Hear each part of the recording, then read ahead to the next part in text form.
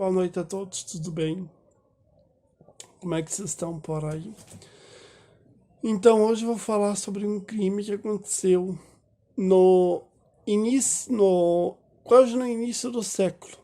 Foi em 2000. Então, vamos aos fatos que ocorreu naquela tarde de... Acho que foi de 12 de junho, não? 12 de junho, sim. Foi no Rio de Janeiro.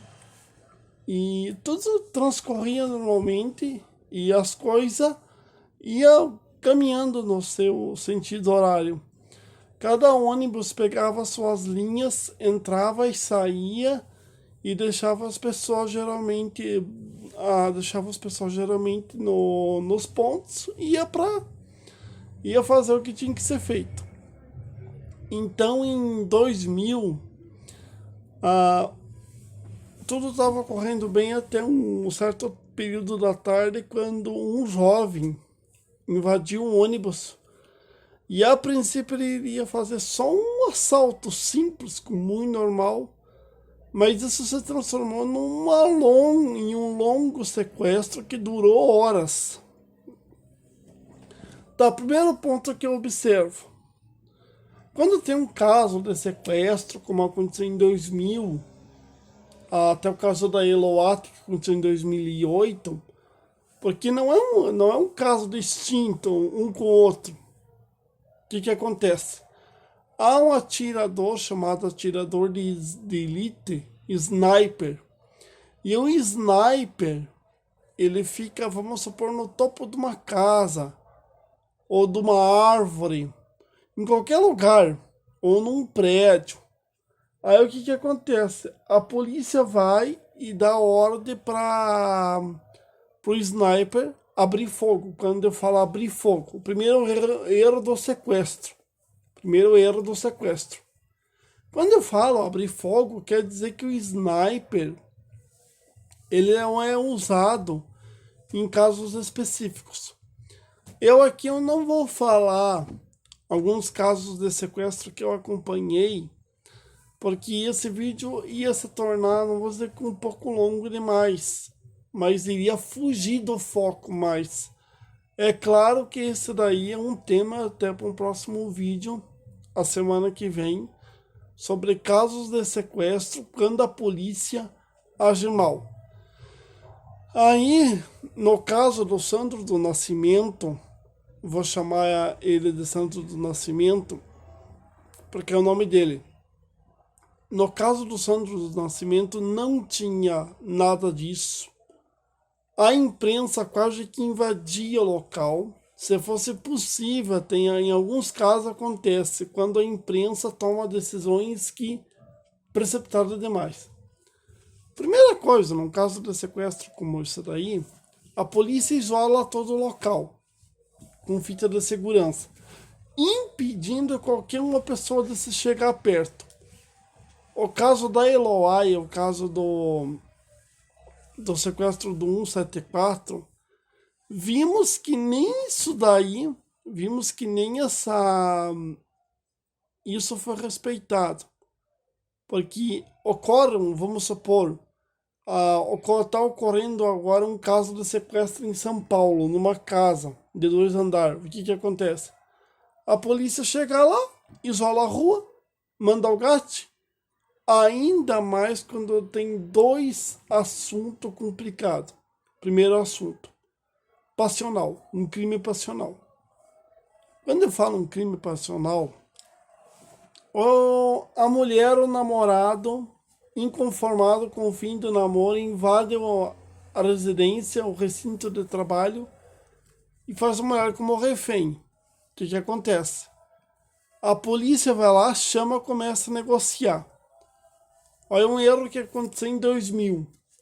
Então, a polícia vai nesse local e começa a negociar. Há uma negociação. O que acontece? O cara não se entrega,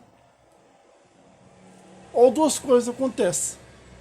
Ou termina mal o sequestro, ou a polícia decide introduzir o sniper e pronto.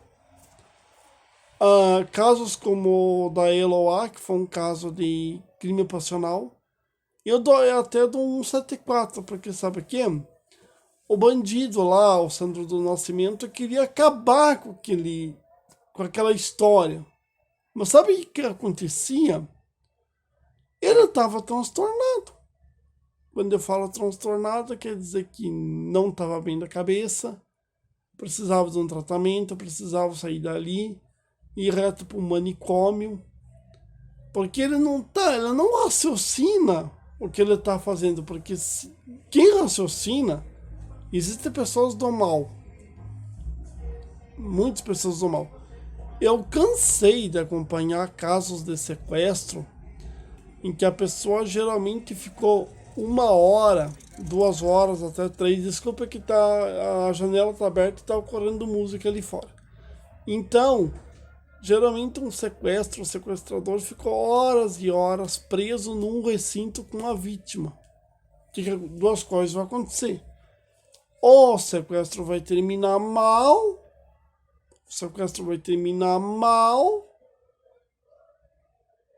a vítima é o bandido morto, ou a vítima morta é o bandido preso, ou vai acontecer uma outra intervenção, talvez. O caso terminar de maneira trágica para os dois. O caso da Eloá não foi observada essa situação. O caso do Sandro do Nascimento, nem tão pouco. Porque lembre-se de uma coisa. Ocorre um sequestro onde que for, a não ser que seja um sequestro, um jogo, talvez até, de uma pessoa com a outra. Tudo bem. Agora, em 2008, quando ocorreu o caso da Eloá, estou citando os dois casos porque foram os dois casos que me chamam a atenção. Em 2008, ou 2000, que seja, quando ocorreram esses dois sequestros seguintes, sabe o que aconteceu? Erro da polícia, erro da imprensa, erro de todo mundo, um desespero total. O que foge do assunto de um sequestro, a imprensa pode cobrir o noticiário, pode, mas sabe que o que foge muito do signatário, sabe o que? Simplesmente que em 2000 ninguém tinha treinamento, não se procurava se descobrir que treinamento que ia usar.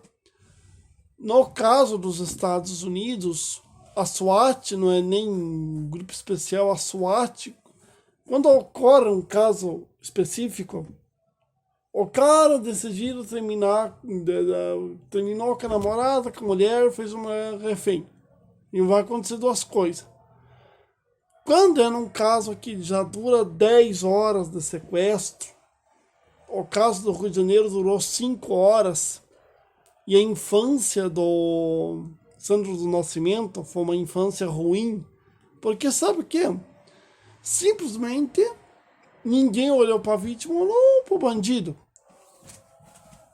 Ninguém olhou. Foi aquele Deus nos acuda para tentar escapar. Todo mundo tentando escapar ao mesmo tempo. E isso, na minha opinião, a polícia fluminense agiu totalmente errado, porque em 2000 não ter um sniper, pelo menos, um atirador de elite, para bater um refém, eu acho esquisito. Muito esquisito. Mas fazer o quê? Foram 2 casos de sequestro que abalaram o Brasil e o mundo. E não só por isso. O 174, na verdade, o Sandro do Nascimento viu a mãe dele ser assassinada. O Sandro do Nascimento vivenciou o massacre da Candelária. O Sandro do Nascimento foi vítima. Não tô falando, vamos supor, não tô falando do bandido porque é bandido. Porque já pensou, os amigos dele na igreja da Candelária foram massacrados. Houve um massacre horrível dentro daquela igreja.